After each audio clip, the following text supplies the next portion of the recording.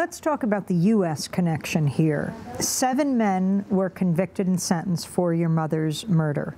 2 of those men, one was a former Army lieutenant trained by the United States, the other a special forces major also trained by the United States. U.S.-trained military men, quote, provided logistical support and a gun in the plot to kill Cáceres. Can you talk about what you know about the U.S. connection? Yo creo que lo que vimos a partir del golpe de Estado fue... I believe that what we have seen since the coup is how extractivism has massively entered into our country. And through that extractivism, we see how the military are able to gain control of these extractive companies.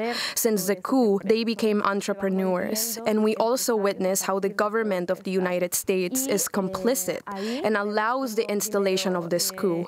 Then we see how the United States government continues to support governments in Honduras, which are highly repressive and violators of human rights.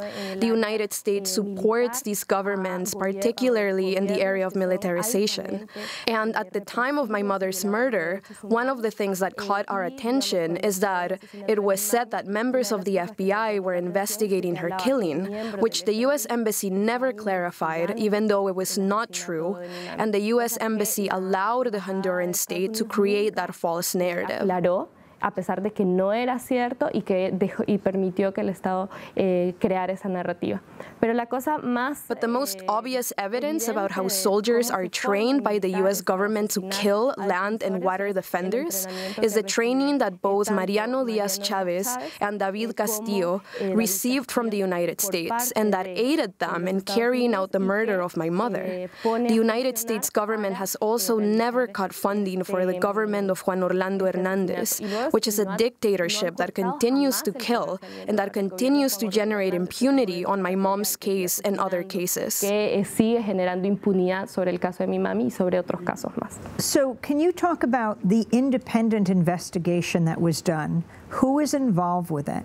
And what do you think further needs to happen at this point? Desde un inicio, desde que fue el asesinato de mi mami, el primer día exigimos una comisión internacional. Since the beginning, on the first day after my mom was murdered, we demanded for an international commission to investigate her killing because we already knew the state had been complicit of this murder.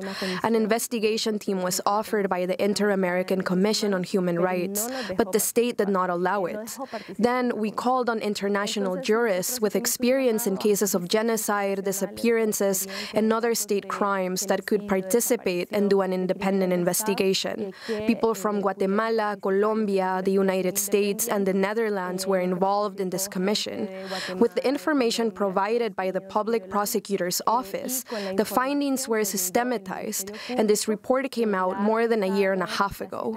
That was also when it became known that the Public Ministry of Honduras, the top prosecutors, already had evidence to prosecute more people involved in my mother's murder, but had not done so. ¿Qué es lo que nos queda para que haya justicia realmente? What is left for us to really have justice?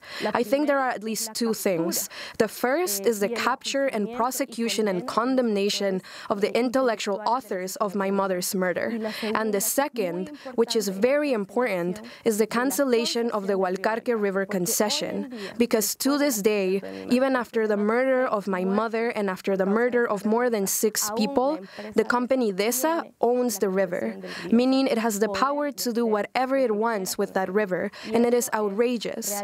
There is a blatant impunity in this case, and therefore ongoing persecution against a lot of land and water defenders in Honduras. But to start with the process of justice, I think it's those 2 crucial points.